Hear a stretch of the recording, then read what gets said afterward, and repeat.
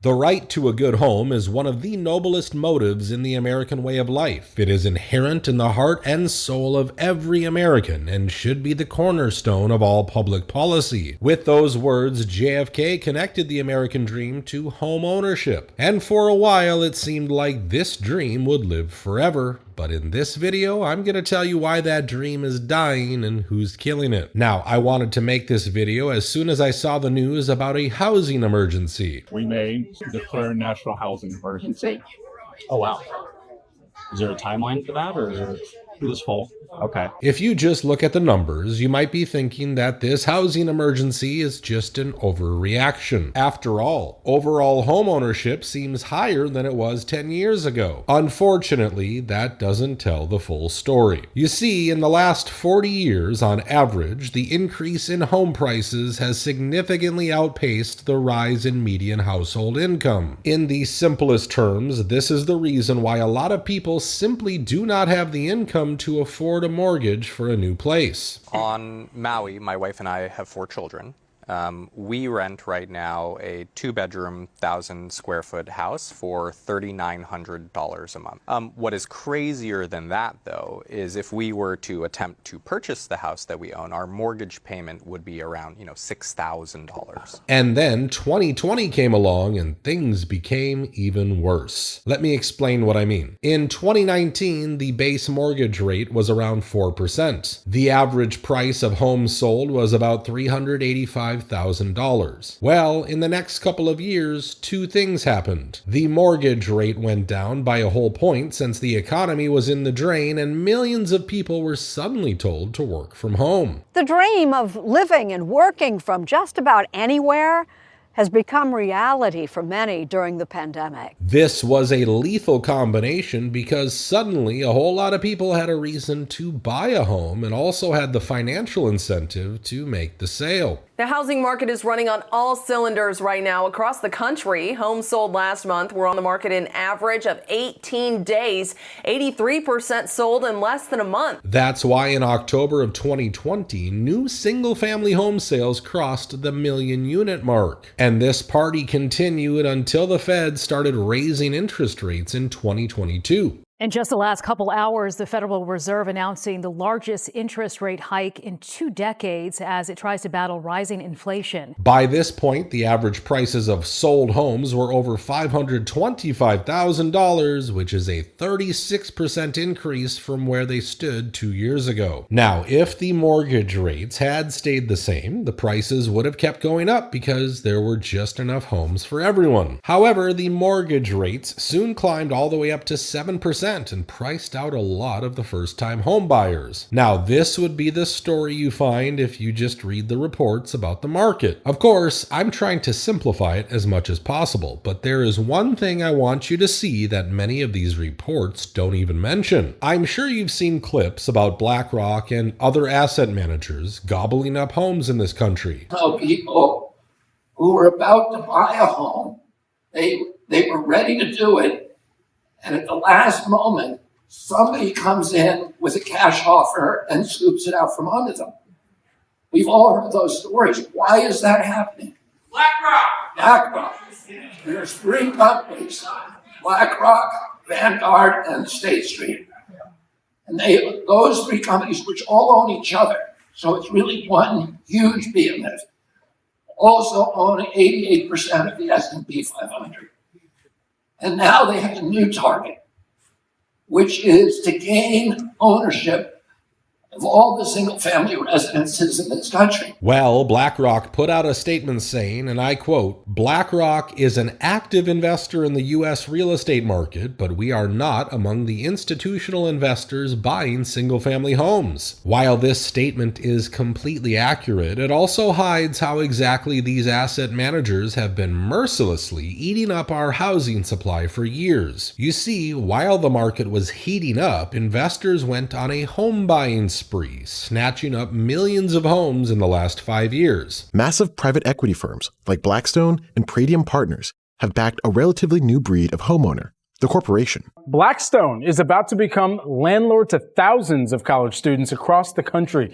The investment firm agreed to buy student housing owner American Campus Communities. And when most home buyers simply could not afford to take out a mortgage, things became even easier for these investors. And by the end of 2024, they were using cash to grab 1 out of every 4 affordable homes in this country. So yeah, while the market is becoming impossible for regular buyers, these investors are thriving. And as if to just rub salt into our wounds, these investment firms also tend to raise the rent on these properties whenever they want. Rental prices increasing more than 30% in major cities across the U.S.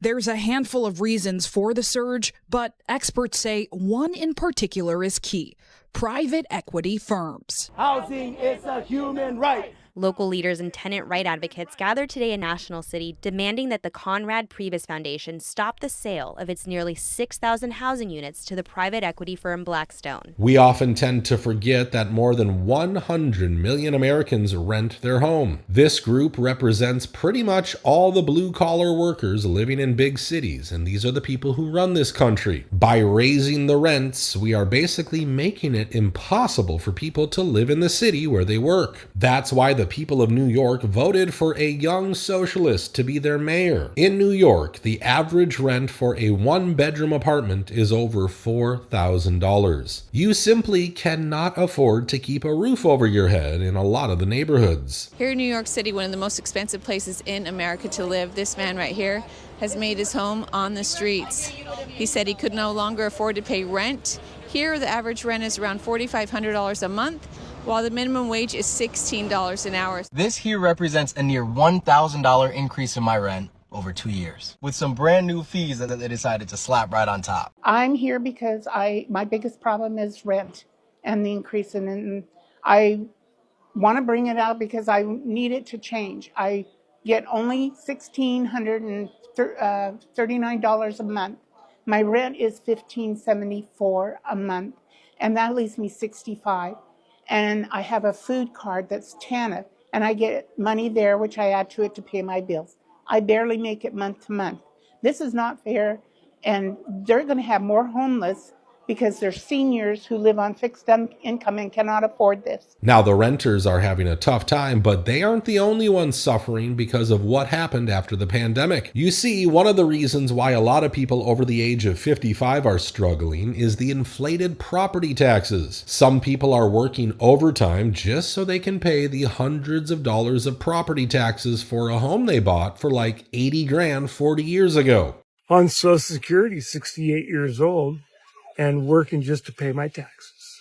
My property taxes were $895 a year. Now, my property taxes are approaching $8,000 a year over the last couple of years. And so we're paying $700 a month rent to the state to live in our own house. Problem is that I'm 68 years old and there needs to be a moratorium on what we have to pay. I worked the entire winter up on that mountain for $6,500 just to pay my property taxes because I'm stubborn enough I don't want to dig into my bank account. I mean, just imagine you're a senior on a fixed income and your property tax goes up by 30% in 5 years. Of course, it'll make your life extremely difficult. These people are forced to pay thousands of dollars in property taxes just because their home value has gone up a lot after the pandemic. And once again, this extra burden on homeowners often gets transferred to renters who have to indirectly pay these rising taxes. That's why there is a clear revolt taking place against property taxes. But to help with property tax, but it's not something I can just ask the legislature, hey, cut the millage, do this, do that, because they don't have constitutional authority to do the local taxes. That is your counties and your cities. So what we're going to do is we're going to place a question on the ballot that is going to allow Floridians to be able to vote themselves relief from property tax. And as I said, my vision is If you own your home, to truly own it, you have to own it free and clear of the government. You shouldn't have to pay rent to the government. Another thing that's simply making home ownership more and more difficult is the whole home insurance crisis. I'm sure most of you know that today, home insurance is either not available or not affordable to a lot of people across this country. Thousands of North Carolina residents are losing insurance coverage for their homes after Nationwide decided not to renew coastal property policies due to hurricane concerns. More than 10 policies will be impacted by this. We also know that in many instances, these insurance companies are straight up scamming people and denying their claims for the dumbest reasons. This brings us to May. 8 months since the tree fell on our house. No significant repairs have been made. Our roofing remains damaged and a hazard to our family. We have been Allstate customers for 6 years since October 2019. During that time, we have paid our bills on time and in full. But when we needed Allstate the most, they failed us. This is no longer about just a roof. It's about the failure of a system that leaves families vulnerable after catastrophic events. And if you ask these institutions, they will blame the increasing number of environmental disasters for this situation. I mean, the Fed chair has already said that many places in America will become uninsurable in the next few years. Both banks and insurance companies are pulling out of areas, coastal areas and things like that, or areas where there are a lot of fires. So what that is going to mean is that, if you fast forward 10 or 15 years, there are going to be regions of the country where you can't get a mortgage, there won't be ATMs, there won't, the banks won't have branches and things like that. Right. That's a possibility coming up down the road. It's not that the banks will stay there and keep making loans in the face of evidence of disaster, or that insurance companies will do right policies. They can cancel those policies every year. This basically means that these regions will see no more new housing developments, since nobody is building a home without insurance in an area where violent storms are a daily occurrence.